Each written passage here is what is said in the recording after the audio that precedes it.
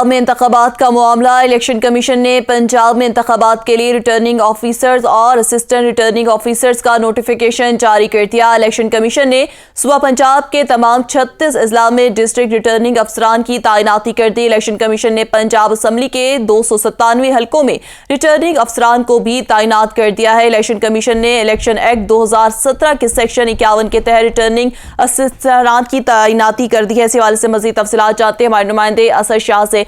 जी Asad Shah, update कीजिएगा, election commission ने notification जारी कर दिया है।